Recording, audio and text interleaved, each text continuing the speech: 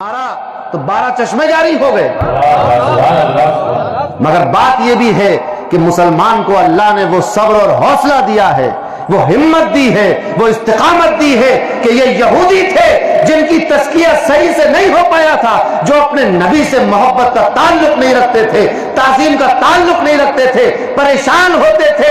مگر یہ مسلمان ہیں کہ کربلا کی سرزمین پر پانی بند ہوا کہ نہیں ہوا، مگر حسین ابن علی نے پانی مانگا نہیں، کسی سے پانی کا شکوہ نہیں کیا. مسلمانوں کے پاس صبر کی دولت ہے، تمہارے پاس پانی ہے، مسلمانوں کے پاس صبر کی دولت ہے. یہ فیصلہ تو قیامت کے دن ہوگا کہ جب زبان کانٹا بن کر حلق میں چبھ رہی ہوگی اور مسلمان جن کو تم نے پانی کی پیاس کی شدت سے ستا کر مار دیا تھا حوض کوثر پہ جام کوثر پی رہے ہیں.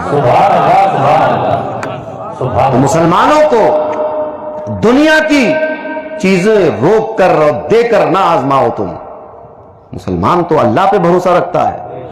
اللہ نے فرمایا کہ اگر سارا پانی زمین میں خشک ہو جائے تو کون ہے جو تمہیں میٹھا پانی دے گا؟ اللہ میٹھا پانی دینے والا ہے، اللہ پانی دینے والا ہے، اللہ صحت اور شفا دینے والا ہے. آپ خبروں میں سن رہے ہوں گے کہ اب زمین پر لٹا کر فلسطین میں لوگوں کا آپریشن کیا جا رہا ہے بغیر بے ہوشی کی دوا سنگائے ہوئے. دوائیں روک دی گئی ہیں، پانی روک دیا گیا ہے، مگر کیا فرق پڑتا ہے؟ ایک آزمائش کا دور ہے. کون آزمائش سے گزر رہا ہے؟ جس کا ایمان یہ ہے کہ موت اور زندگی اللہ کے ہاتھ میں. وہ فاقہ کش جو موت سے ڈرتا نہیں، ذرا روح محمد اس کے بدن سے نکال دو. یہ ہے مسئلہ کہ حضور سے دور کرو. اور انہوں نے ثابت کر دیا، ہاتھ نہیں پھیلایا کسی کے سامنے، ثابت کر دیا کہ جس کھیت سے دہقاں کو میسر نہ ہو روزی، اس کھیت کے ہر خوشہ گندم کو جلا دو. اے طائر لاہوتی، اس رزق سے موت اچھی جس رزق سے آتی ہو پرواز میں کوتاہی. اللہ نے مسلمانوں سے وعدہ کر لیا ہے کہ عزت تمہاری ہے، نجات تمہاری ہے، آخرت تمہاری ہے، جنت تمہاری ہے. اب دنیا میں جس طرح چاہے ستا لیا جائے. اپنا دفاع کرنا کوئی برائی نہیں ہے، دنیا کے کسی قانون میں منع نہیں ہے. سیلف ڈیفنس کسی قانون میں منع نہیں ہے. دعا کرتے ہیں ہم کہ اللہ تبارک و تعالی آتنکوادیوں کو نیست و نابود کر دے، ٹیررسٹ اور ٹیررزم کو دنیا سے مٹا دے، تباہ و برباد کر دے. آتنکوادیوں کو اور ان کے گھروں کو اور ان کے منصوبوں کو مٹی میں ملا دے. ہم بھی دعا کرتے ہیں، ہم کسی آتنکوادی کے ساتھ نہیں. اسلام کا آتنکواد سے کوئی تعلق نہیں. جو مسلمان بن کے داڑھی رکھ کے پگڑی باندھ کے آتنکواد کرتا ہو وہ پھر کیسا مسلمان ہے؟ اس کے تو اسلام پہ سوالیہ نشان. تو دنیا کا کوئی مسلمان کسی بھی آتنکواد کو سپورٹ نہیں کرتا. ہم تو دعا کرتے ہیں کہ آتنکوادی کل مرتے ہو تو آج مر جائیں، آج مرتے ہو تو ابھی مر جائیں، ابھی خائب و خاسر و تباہ و برباد ہو جائے، آج ہو جائے. ہم تو دعا کرتے ہیں، ہر جمعے کی نماز میں دعا کرتے ہیں، 5 وقت کی نماز میں دعا کرتے ہیں کہ اللہ ان آتنکوادیوں دہشت گردوں کو دنیا میں نیست و نابود کر دے، مٹی میں ملا دے. لیکن بے گناہوں کی جان لے لینا یہ کون سی بہادری ہے؟ مگر ہم اس کے لیے بھی تیار ہیں. صبر کی دولت ہے ہمارے پاس، صبر کی طاقت ہے ہمارے پاس. صبر کریں گے. آزمائش ہے تو پھر آزمائش ہوگی. کمال عشق میں لازم ہے خود کی بربادی، کمال عشق میں لازم ہے خود کی بربادی. سو تیرے عشق میں اب یہ بھی کر کے دیکھتے ہیں. مسلمان بھوک سے نہیں ڈرتا،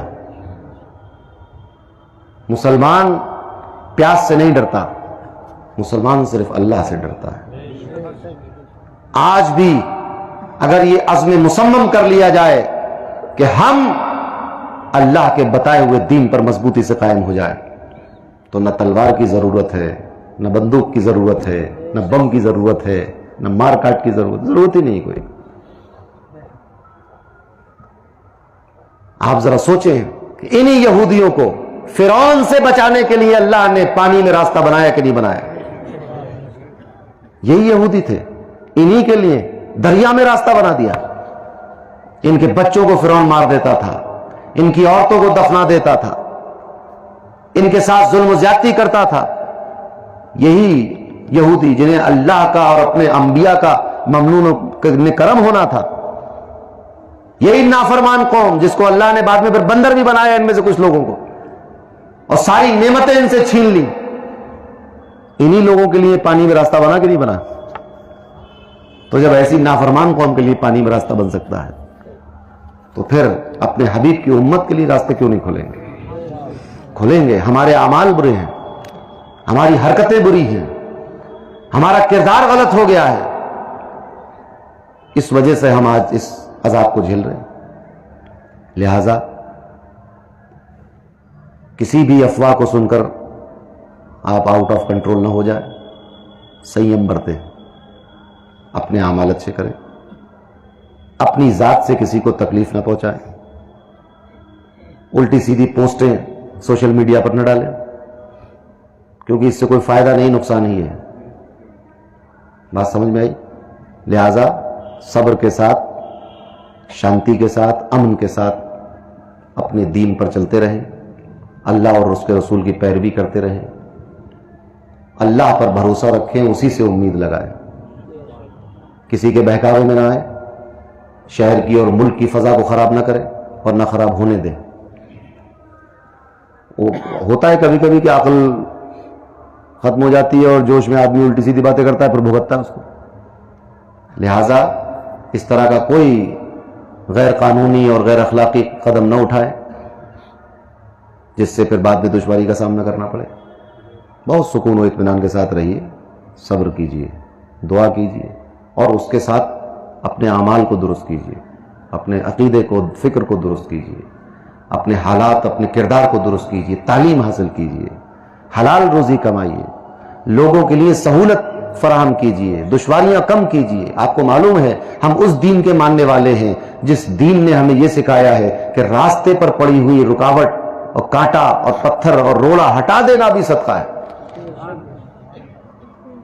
راستے پر پڑی ہوئی رکاوٹیں اور کانٹے اور پتھر اور کوڑا ہٹا دینا یہ بھی ایک ثواب کا کام ہے.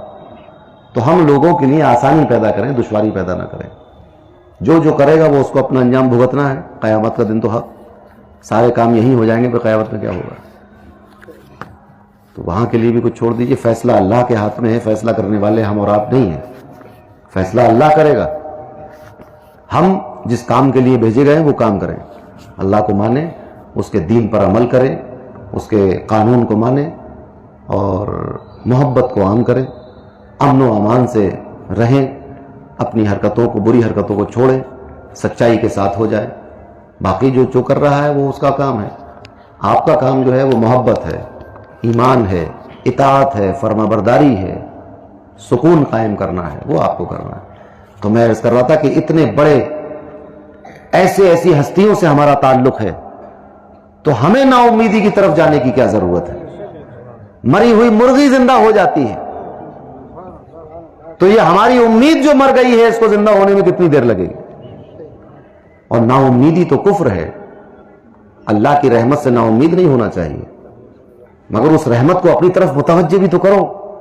وہ رحمت ناچنے سے اور گانے سے متوجہ نہیں ہوگی, وہ رحمت جھوٹ بول کر روزی کمانے سے اور حرام طریقوں سے روزی کمانے سے متوجہ نہیں ہوگی, وہ رحمت سازشیں کر کے ایک دوسرے پر جھوٹے الزام لگا کر متوجہ نہیں ہوگی, وہ رحمت نماز پڑھنے سے متوجہ ہوگی, وہ رحمت سچ بولنے سے متوجہ ہوگی, وہ رحمت صبر کرنے سے متوجہ ہوگی, وہ رحمت ایک اسلامی کردار پیدا کرنے سے متوجہ ہوگی.